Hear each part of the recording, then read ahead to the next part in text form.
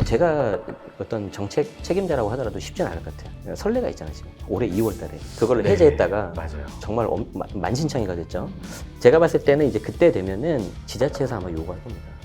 그래서 아마 외곽부터 조금씩 풀릴 것 같은데.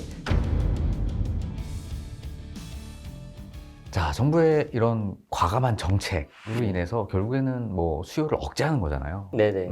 수요를 억제해서 좀 가격을 안정시키려고 하는 것 같은데, 그래도 공급이 확대되지 않으면 가격을 못 잡을 거다라는 이런 말들이 좀 네네. 많아요.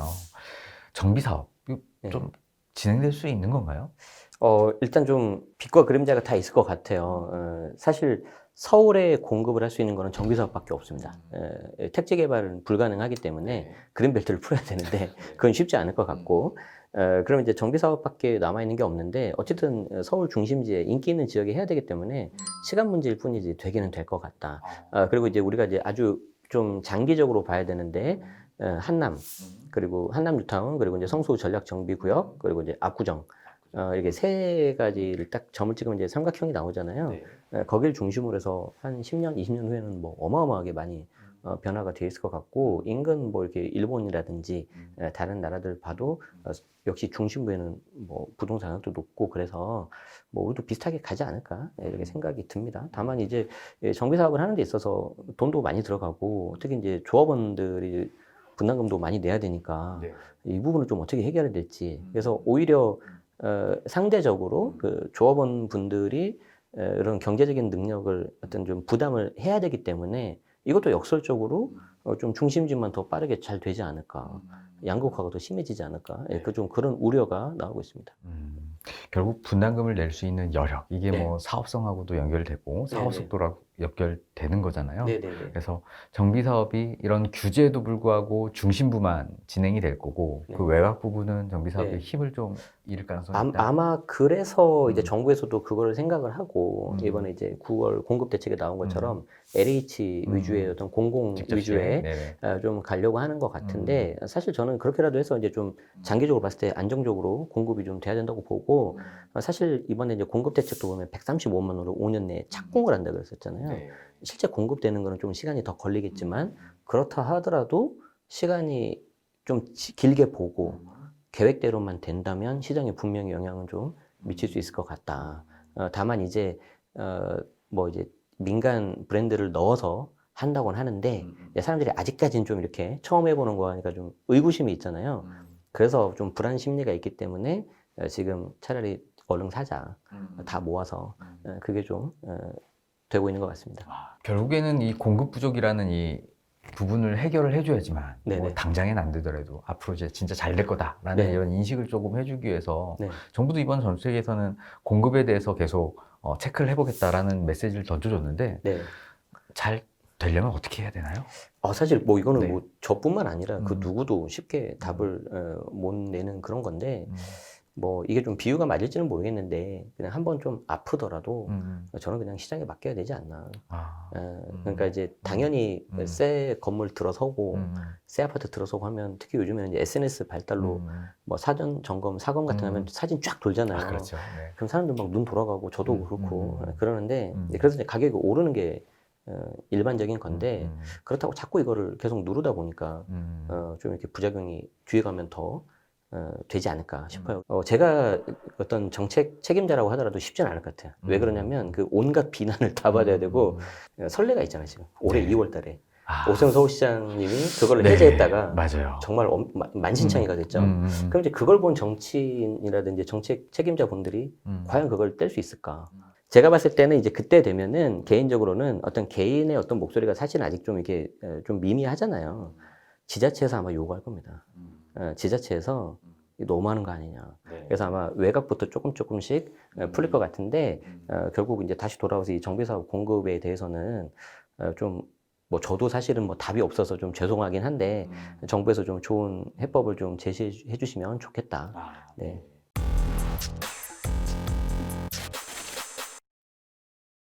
대박님께서 말씀하셨던 이주 수요를 따라가는 이런 투자 네, 전략이라는 게 있다면서요? 그게 어떤 거예요? 그게 이제 어떤 거냐면, 어떻게 보면 이제 사람의 심리 플러스 이제 세금 정책하고 맞물리는 건데, 우리 세법에 이제 소득세법 시행령에 있는 건데, 이제 156조에 그게 2일 거예요. 그게 이제 흔히 말하는 대체주택 비과세라고 아, 있어요. 네네네. 무슨 말이냐면 예를 들어서 목동을 한번 예를 들어 봅시다. 네. 개인적으로 저는 목동 단지 신시가지 거기 되게 좋게 보는데 뭐 최근에 뭐 고도 제한 이슈도 있고 하지만 저는 될 거라고 생각하거든요. 잘. 그럼 이제 예를 들어서 내가 목동에서 계속 거주하고 있는데 드디어 이제 우리 목동이 이제 정비 사업이 잘 진행이 된다. 그럼 이제 뭐 다 아시겠지만 정비구역 지정되고 조합 설립 인가되고 그다음에 사업 시행 인가 이게 한 절반 정도 오는 거잖아요. 그다음에 이제 관리 처분 계획 인가 한 7, 80%가 끝나는 거죠. 그럼 이제 그다음에 사람들 내보내고 이주시키고 멸실해서 착공 들어가는 건데 그러면은 이제 내가 목동에서 나는 계속 살 건데 여기 이주하고 멸실하면 내가 살 집이 없잖아요. 그럼 네. 그런데 나는 계속 목동에 살고 싶은 건데 이주하고 멸실해서 한 4, 5년 후에 새 아파트가 들어서면 잠깐 살 곳이 필요하다. 그러면 내가 그때 거주할 곳을 내가 매매를 하면 그 매매하는 걸 내가 어쩔 수 없이 매매하는 거니까 요 대체주택을 비과세를 해달라 이거거든요. 네. 그럼 대체주택은 언제 사야 되냐면 사업시행 인가 이후에 무조건 사야 돼요. 왜냐하면 그 전에 사면 투기수로 봐요. 아, 네. 그래서 사업시행 인가가 딱 나야 돼.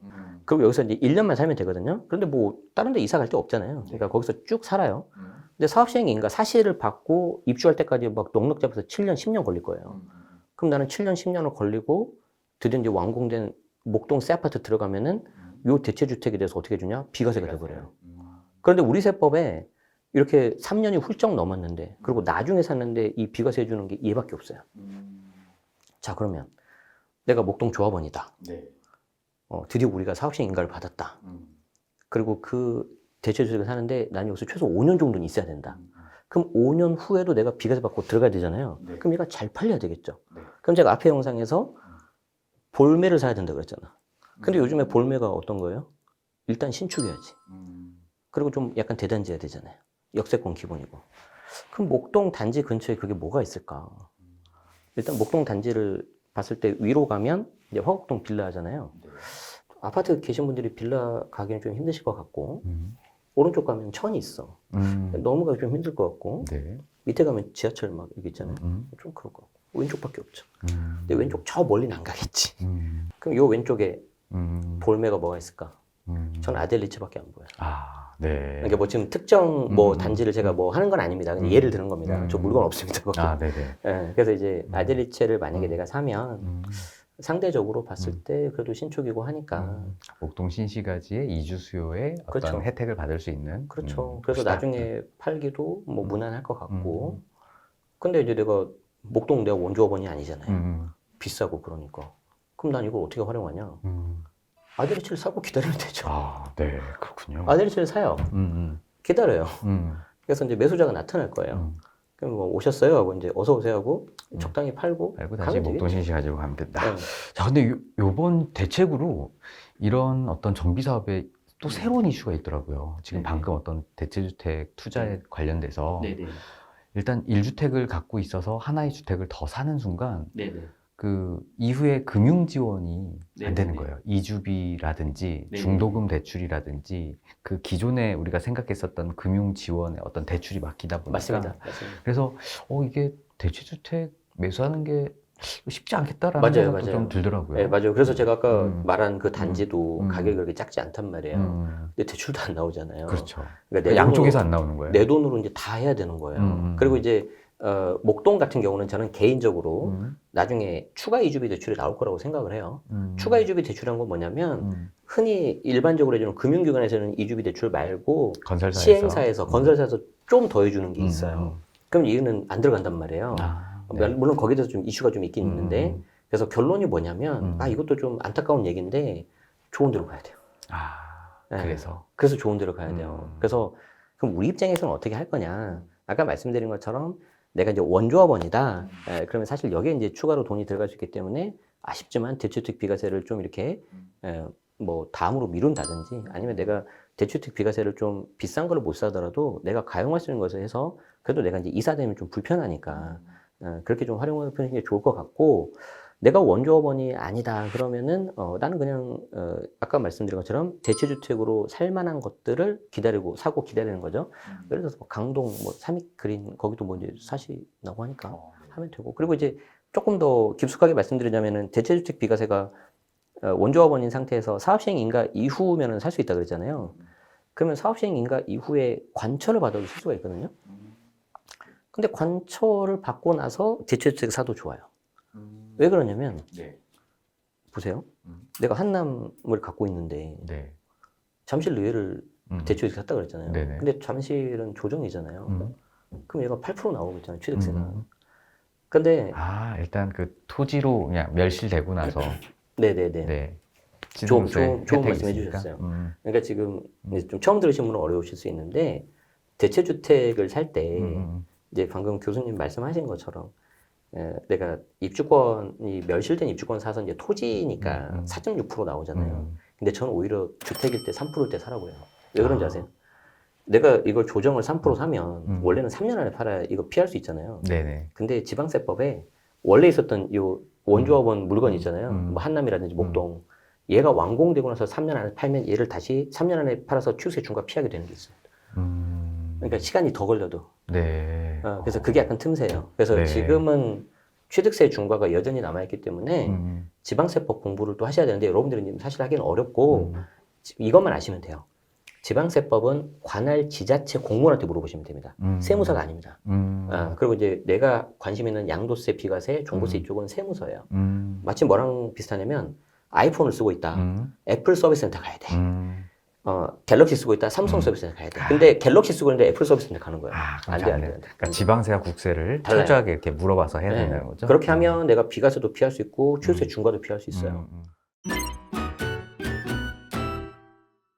서두에 일단은 뭐 단기 조정은 가능하겠지만 뭐 내년부터 다시 약간 간헐적인 상승이 가능할 것 같다라고 말씀을 해주셨는데 그럼 이제 뭐 그런 시나리오 앞에서 앞으로 뭐 우리 만약에 무주택자다 혹은 1주택자 갈아타기다 혹은 뭐 다주택자다 입장에서 앞으로 어떤 기회를 봐야 되는지 한번 정리 한번 부탁드려도 될까요? 일단은 무주택이신 분들은 가급적이면 하나는 갖고 있으면 좋겠다. 그게 어떤 시세 상승도 있지만 워낙 화폐 가치가 떨어지니까 아마 재정 지출 더 늘어날 것 같거든요. 그래서 해칭 개념으로. 다만 이제 아쉬운 게 세를 끼고 사둬서 난 조금 더 같은 금액의 입지를 좋은 곳을 살 수 있었는데 지금 그게 좀 힘들어졌죠. 뭐 그건 좀 우리가 이제 좀 뭐 내려놓자. 그리고 1주택자이신 분들은 갈아타기 할 때 되게 보수적으로 하셔야 돼요. 선 매도 후 매수 하십시오. 선 매도 후 매수. 그래서 선 매도하고 내가 잠깐 전세나 월세 이렇게 임차로 계셔도 되는데 뭐 이게 잠깐 있다가 또 집을 살려는 거니까 뭐 한 1년 이렇게 하실 거잖아요. 근데 1년짜리가 또 많이 없을 수 있어요. 그래서 차라리 내가 단기간에 승부를 보겠다 하시는 분들은 요즘에 단기 임대도 많이 하세요. 그래서 뭐 2개월, 3개월 단기 임대하고 그럼 월세가 좀 비싸요. 오히려 그게 좋을 수 있어요. 아, 오히려. 왜냐하면 비싸니까 이제 뒤에 식은땀 나는 거죠. 빨리 사자. 빨리 사자. 빨리 사야 된다. 더 이제 급박하게 잘 그래서 보니까. 약간 본인을 약간 사지에 몰 필요가 있습니다. 그러니까 사실 리스크는 있어요, 분명히. 그래서 그리고 2주택이신 분들은 일단 최소한 늘리면 안 돼요. 늘리면 안 되고 2주택이 그래도 감사하게도 좋은 거다. 그러면 그냥 쭉 가져가시면 되고 그러면서 대응하시면 되고 좀 약간 부담된다 아니면 좀 못난이가 있다 그러면 적절히 매각 아니면 증여 그리고 안타깝게도 둘 다 못난이다 그러면 일단 최소한 하나는 팔아야 되겠죠. 왜냐하면 준비 요 이 땅 하고 있어야 되잖아요. 그래서 다시 거기서 그러면 1주택자하고 똑같아지잖아요. 그럼 선매도 후매수. 그렇죠?